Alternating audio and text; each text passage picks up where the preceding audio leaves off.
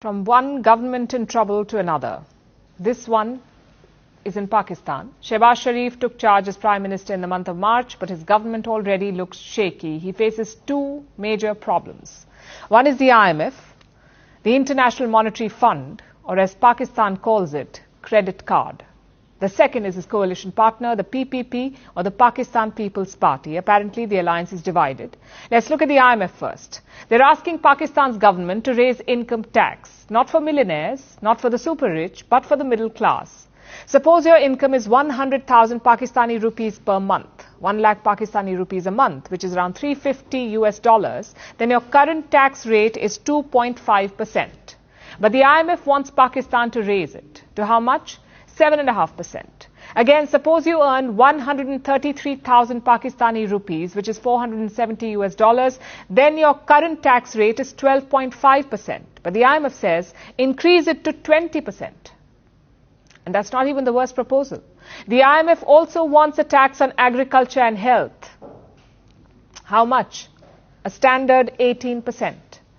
Now, this is very significant. Agriculture makes up 24% of Pakistan's GDP. It also employs 68% of the country's population. So, agriculture is not just a sector. It's a lifeline for Pakistan's people and economy. But the International Monetary Fund says slap more taxes on it.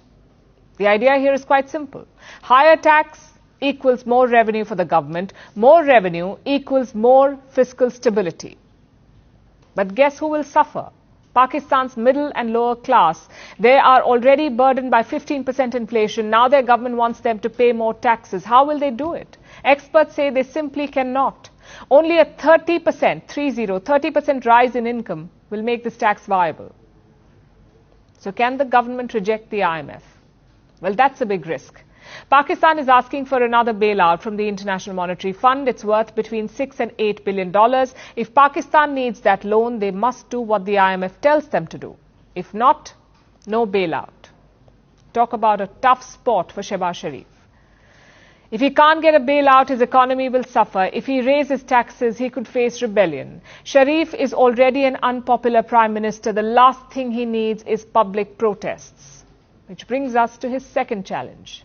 Trouble from allies. The PPP has dropped many hints. One leader says Sharif could dissolve the parliament. That too within 3 months. Another leader is complaining about the budget. He says the PPP is not being consulted.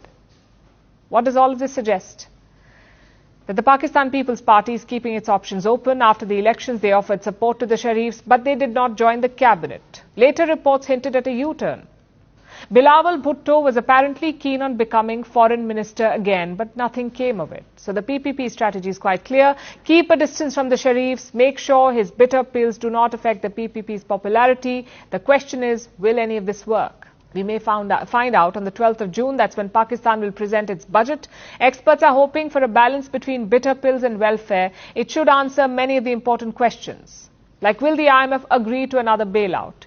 Will public anger pour onto the streets of Pakistan? And will investors put their faith in Pakistan again?